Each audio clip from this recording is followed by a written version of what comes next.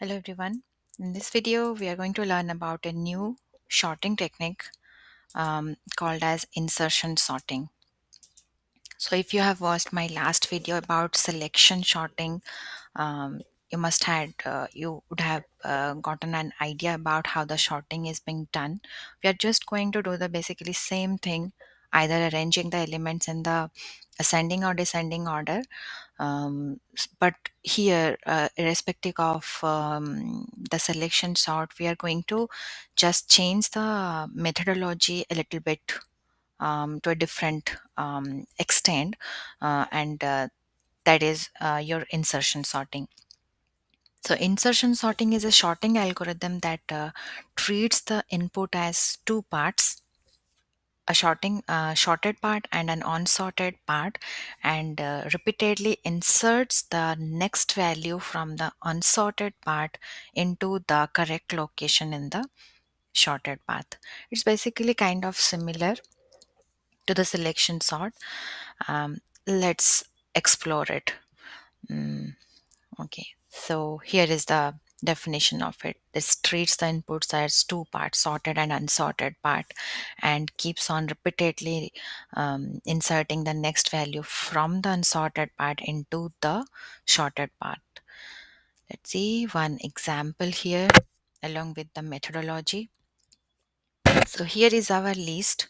We have 5 elements, and these are the indexes as shown starting from 0 to 4.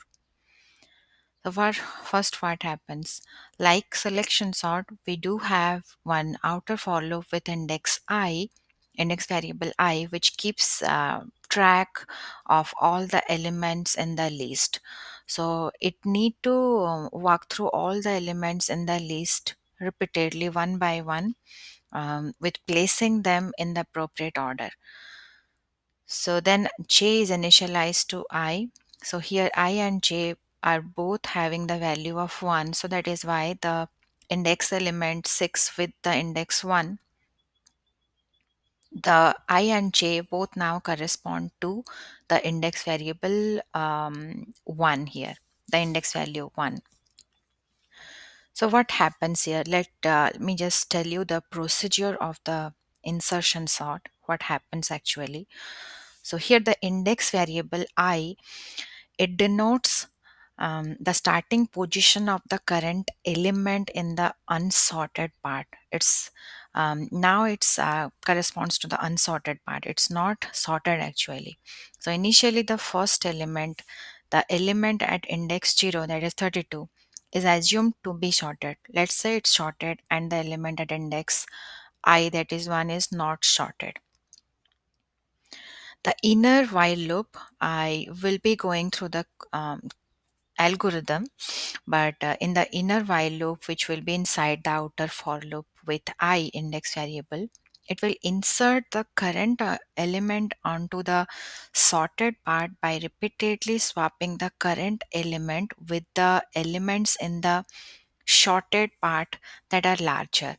So what happens here? The index variable, the value 6 with the I and j both corresponding to the I, is supposed to be compared with the um, assumed sorted element 32, whether 6 is less than 32 or not, the element to the left. Okay, so if after comparison, if the 32 will be higher than or larger than 6, then the swapping is to be done. So that 6 will come to 32 location and 32 will go to the 6 location with the I and j value of 1. That's what I'm trying to explain. So once a smaller and equal element is found in the sorted part, the current element has been inserted in the correct location and the while loop will terminate there. So this is the basic methodology. So now let me just go through the process here. So first, ij value is 1. So let's go next and see the rest part of the algorithm. So it says, so we need to insert the number I, that is 6, onto the sorted part, that is the element to its left, stopping once in numbers I, that is 1, in the correct position. So it should check while j value, that is 1, it's greater than 0, and the numbers at j location is less than numbers at j minus 1 or not. So the first part of the while loop is correct, actually 1 greater than 1. So the element as at the index 1, that is 6, is less than the element at the location 0 or not, numbers of 0. So as 6 is here less than 32, okay, so that means the condition is true and the swapping is supposed to be done. Okay, so let's see what happens in the swapping. So 6 is to be swapped with 32. So this is what happens. This is the new organized list after the swapping has been made.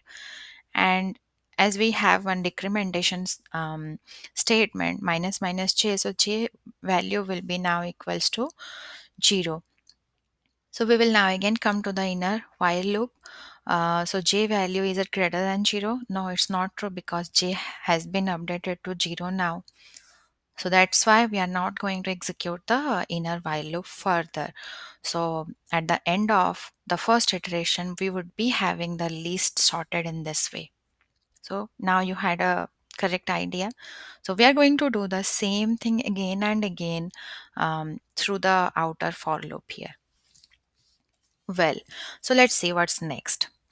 So now by the time we would have come here to the outer for loop, the I value would have been incremented because of the incrementation statement, and it would be 2 now. Okay, so let me just take you through the code.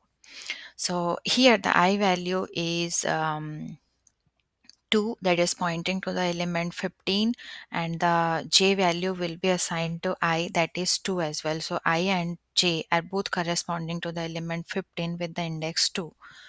So now let's see, move on to the while loop. So 2 greater than 0, and now numbers of 2, that is 15, less than numbers of 1 or not. 2 minus 1, that is 1 or not. So 15 less than 32 or not. So the first part is true, j greater than 0, 2 greater than 0, and here we are checking 15 less than 32 or not. So yeah, it's true. So a swapping has to be done with 15 with 32.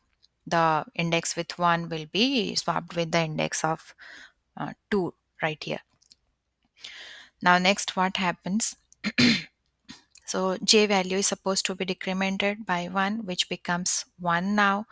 So after the swapping has been made in the first iteration, now the j value will be 1. So 1 greater than 0. And then for this part, numbers of numbers of j less than numbers of j minus 1. So 15, which is the element, it's greater than, it's less than 6 or not. So here what happens, 6 is to be compared with 15, as it's not true. So 6 has to be in the same position where it is now currently, and 15 uh, will be here at the end of the first iteration of the while loop. So we don't have to change it further. Okay, so we are basically going to do the same thing again and again. Okay, when the inner while loop is done, now we will come to the outer for loop, and for loop will be having the index I value as 3. So now the I and j both will be pointing to the index 3 with having the element 3.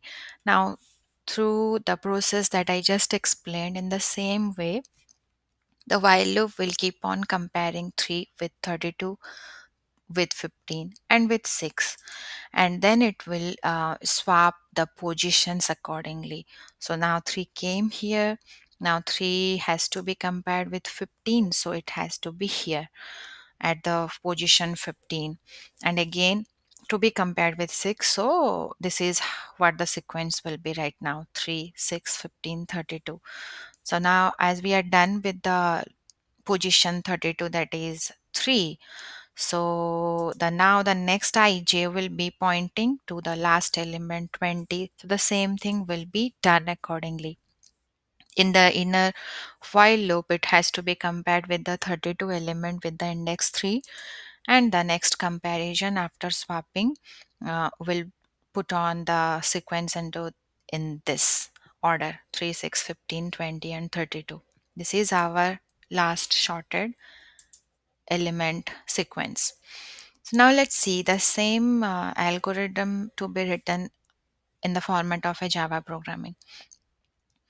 So in the main function, we have to start the list. The first list has to be declared. The unsorted element are to be printed in this for loop. Now next, insertion sort numbers function to be called. So that function will just now implement the same algorithm that I just explained you in the last slide. Okay, the insertion sort with having the numbers array as the argument, I, j, two index variables for the for loop and j for the while loop, and the temporary variable for swapping all the elements. Now after we are done with the insertion sort method or function, it needs to be sorted and printed in this way. Okay, so here this is all about the insertion sorting algorithm. Now next necessary part which we must not ignore is the time complexity. So if you have understood the whole algorithm, the process or the sequence in which the sorting is being made. So if the list has n elements, the outer for loop executes n minus 1 times, because the last index is the length, that is n minus 1. And for each outer loop execution, approximately as inner loop may need to examine all the elements in the sorted part, we will assume it in the format of on an average of n divided by 2 times, half of the length of the list. So for total of the number of comparison to be calculated as for each outer for loop, the inner while loop will execute n minus 1 in my n divided by 2 times. So after we simplify it, it will be n square, order of n square. So what happens for a shorted or nearly shorted sorry about that, nearly shorted input? So insertion sorts runtime is actually order of n, because why? Let's say most of the part of the list is actually sorted. Let's say this example: a nearly sorted list which contains few elements to be sorted. So we have 4, 5, 17, 25 already sorted. So we just have to make one sorting or comparison here with 14 with 89. So the nearly sorted list here actually having only one element in the sorted position. So the number of comparison can be calculated as your n minus 1, and for one comparison only it will be considered as a constant time. So it should be like order of n minus 1. So the greater higher growth element is here n, so that here, because of that, we will consider it as order of n only rather than order of n square. So this is all about insertion sorting.